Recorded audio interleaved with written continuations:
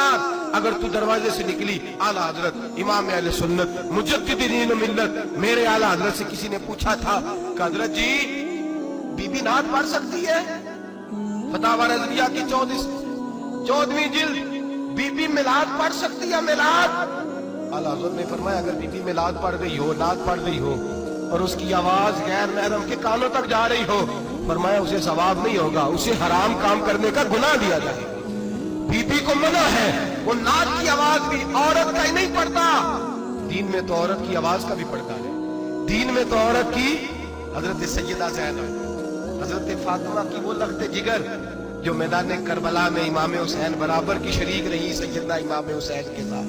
याह्या बिन मोइन कहते हैं मैं 15 साल तक हजरत ज़ैनब का पड़ोसी रहा हूँ। 15 साल, घर बराबर होता है ना, बंदा बीबी देख ही लेता है।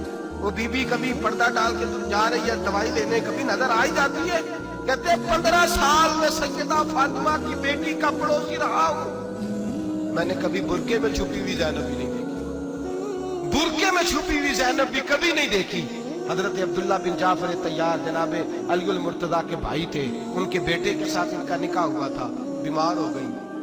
हजरत अब्दुल्ला कहने लगे ज़ैनब चल तुझे हकीम के पास ले जाऊं, तबीब के पास ले जाऊं। तो हजरत ज़ैनब कहने लगी आप जाइए मेरा हाल बता के दवाई ले आइए। तो हजरत अब्दुल्ला जाफर तैयार कहने लगे शरीयत में गुंजाइश है डॉक्टर के पास जाने, हकीम के पास जाने की गुंजाइश है, तो चलती क्यों नहीं? तो हजरत ज़ैनब कहने लगी शरीयत में गुंजाइश तो है, पर अब्दुल्ला मेरी मजबूरी ये है कि मैं फातिमा की बेटी हूँ। शरीयत में गुंजाइश तो है पर मेरी मजबूरी ये है कि मैं हुसैन की बहन हूँ। शरीयत में गुंजाइश है पर मैं हसन की बहन हूँ। शरीयत में बड़ी गुंजाइश है पर लोग मुझे मोहम्मद अरबी की नवासी कहते हैं। गुंजाइश तो है पर मैं नहीं ना निकल सकती, इसलिए कि जितना कोई अपने आप को दीन के करीब जानता है उतना उसके पैरों में शरीयत की जंजीरें ज्यादा होती हैं। तो जनाब सैयदना अब्दुल्ला कहने लगे अगर तू पर्दा कर गई, अगर तू चली गई, तो मानने लगे ये तो अल्लाह की मशीयत है, तो दवाई ला दे ताकि मैं खा लूं, और अगर मैं चली गई तो मैं अपनी माँ से जाके कहूंगी कि अम्मा सारी तकलीफें मैंने छाती पे बर्दाश्त की हैं पर मैंने तेरे पर्दे पर आंच नहीं आने दी। मेरे भाई ये उसवा नूर है, ये उसवा हसना है, ये हमें सिखाया जा रहा है। मेरे हबीब करीम की बीवियों का ये हाल था, बीवियों का अपने घर के आंगन में हजरत आयशा सिद्दीका, हजरत सौदा जनाब हफ्सा अपने सेल में जब बैठती थी ना तो दीवार की तरफ मुंह करके बैठती, दीवार के साथ लग के दीवार की तरफ। बीबियां अपने घर के अंदर भी दीवार की ज्यादा मुंह करके बैठती थी। लोग पूछती, बीबियां पूछती कि अपने घर में भी दीवार को मुंह करने का मतलब? कहती हो सकता है कुछ छत पे चढ़े अचानक नजर पड़े तो हम चाहती हैं फिर भी हमारा चेहरा नजर ना आए उसे, फिर भी हमारा चेहरा नजर, हम अपने घर के अंदर भी पाबंद रहती हैं कि हमारे चेहरे नजर ना आए। खुदा रा बड़े पैसे जिंदगी में लुटाए हैं, एक 1000 1500 बुरके पे भी खर्च करो, वो घर ले जाओ, वो अम्मा को भी दो, बहन को भी दो, बीवी को भी दो, उसको कोई पहन ले।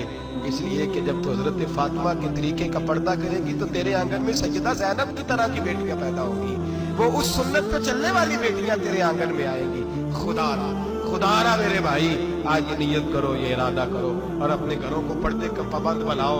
अगर एक बेटी पर्दादार हो गई तो कई खानदान पर्दादार हो जाएंगे, अगर एक बेटी पर्दादार हो गई तो कई घराने संवरेंगे, कई जगह पे नूर फैलेगा। ऐ अर्श के मालिक, ऐ मेरे महबूब के खुदा, तुझे वास्ता है मेरे महबूब की बीवियों का और तुझे सदका हुजूर की शहजादियों का।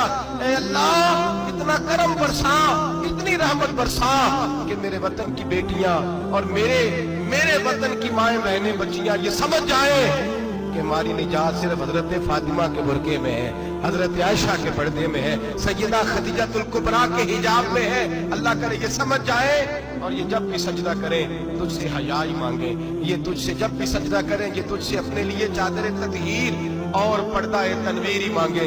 अल्लाह करे मुझ बेअमन की मुंह से निकले हुए लफ्ज किसी के दिल में तासीर बन के उतरे और फिर दुनिया के अंदर ये रिवाज आम हो कि हर कोई पर्दा करे, हर कोई बापर्दा हो जाए। ऐ अल्लाह तू तासीर नाजिल फरमा, ऐ अल्लाह तू अमल की दौलत नाजिल फरमा, ऐ अल्लाह हमारी बेटियों को इज्जत की चादर अता फरमा, हमेशा मिदहत खैरुल आनाम में गुजरे। दुआ है ये उम्र दरूद सलाम में गुजरे। आखिर